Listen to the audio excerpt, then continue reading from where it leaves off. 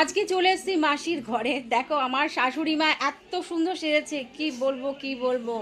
আমি বললাম যে না দাঁড়াও, আমি একটা ছবি তুলি, একটা ভিডিও করি।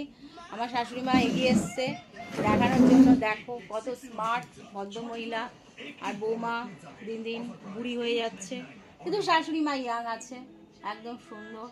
আজকে অক্ষয় তৃতীয়ার দিন আমার শাশুড়ি মা একটা সুন্দর সাদা রঙের শাড়ি পরেছে। বর্তমানে এই শাড়িটি আমি পাবো, শাশুড়ি মা আমার জন্য রেখে দেবে, তাই তো?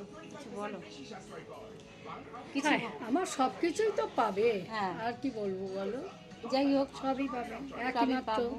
একটা মাত্র ছেলে, একটা মাত্র বউ, সবই পাবে। একটা একটা করেই। আচ্ছা যাই হোক, শাশুড়িও একটা, শাশুড়ি একটা, শ্বশুরও শ্বশুর একটা। একটা, কি করা যাবে।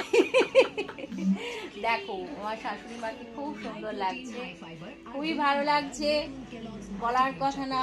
আমি একটা কাজলের টিপ দেবো পরে, এখন লাল টিপ থাকুক, এখানে একটা কাজলের টিপ টুকুস করে দিয়ে দেবো।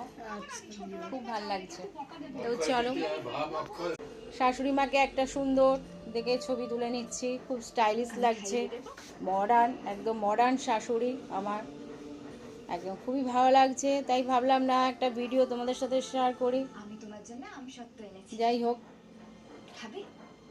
আমসত্ত্ব কিন্তু টাটা করো। খেতে দারুণ লাগে। তো চলো শাশুড়ি বৌমার এই টাটা দেখি আজকে ভিডিওটাকে এন্ড করি। তো চলো, ভিডিওটা ভালো লাগলে প্লিজ লাইক কমেন্ট শেয়ার করো, সাবস্ক্রাইব করতে ভুলো না। তো আজকের মতন টাটা।